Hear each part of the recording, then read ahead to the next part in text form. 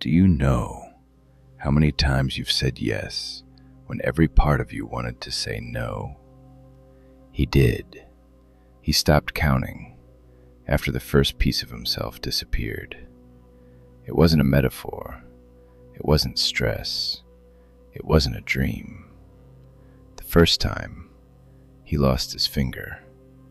No blood, no pain.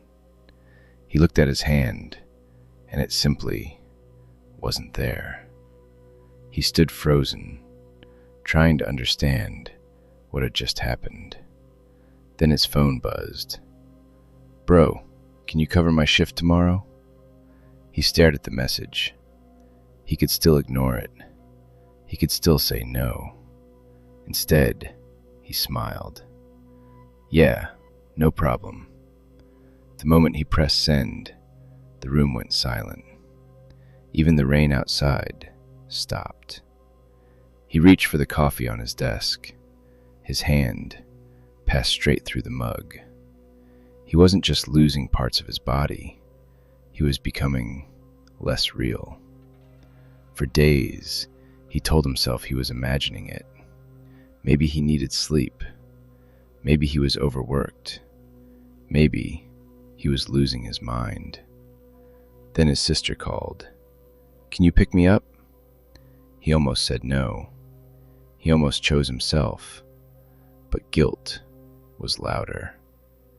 "Yeah, I'll come." On the drive home, he couldn't remember what his mother's voice sounded like when he was a child. He knew he had memories. He just couldn't reach them. They had been erased. That night, he opened a notebook. At the top of the page, he wrote one sentence: "Every yes costs me something." The next morning, he tested it. A stranger stopped him on the street. "Hey, can you help me carry this?" His heart raced. Every instinct told him to say yes. Instead, he whispered, "No." Nothing happened. His hands stayed the same. His memories stayed. The world didn't end. He smiled.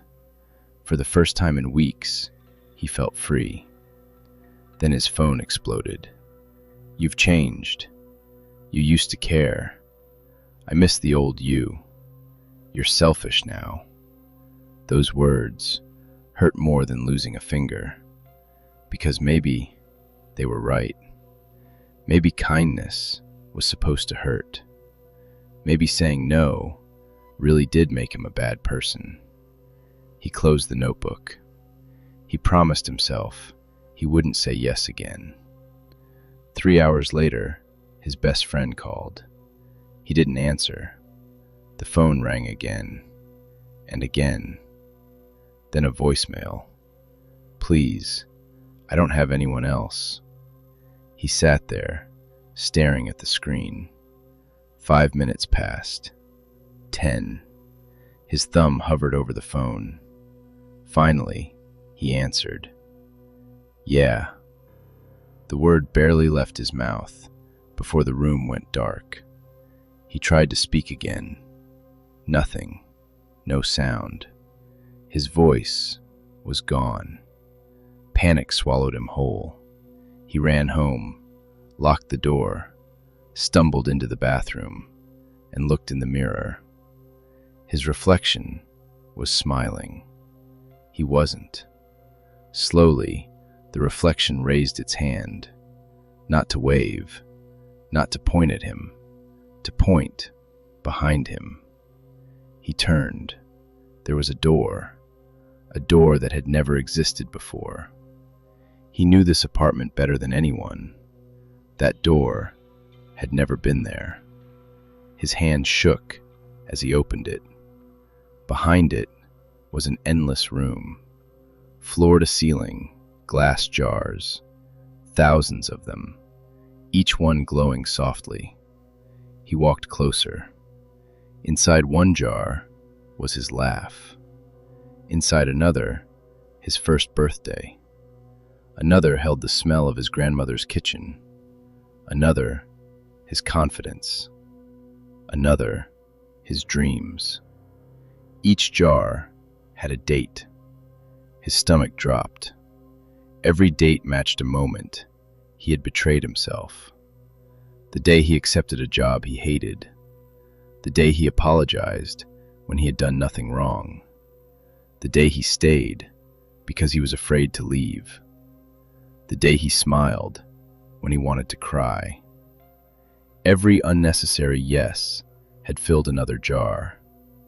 Nobody had stolen him. He had handed himself away, one decision at a time. Then his phone rang again. His best friend. One last favor. The sound echoed through the room of jars. He looked at the phone. He looked at the clock. 11:59. He looked at the shelves. Thousands of versions of himself, waiting to be reclaimed.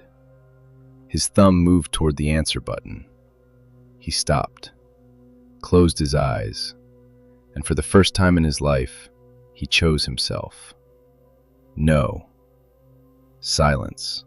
A crack. Then another. Every jar shattered at once. Light flooded the room. His laughter returned. His memories returned. His voice returned. He touched his hand. His finger was back. He looked into the mirror. For the first time, his reflection matched his face.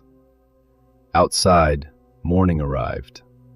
The clock that had been frozen for as long as he could remember finally moved.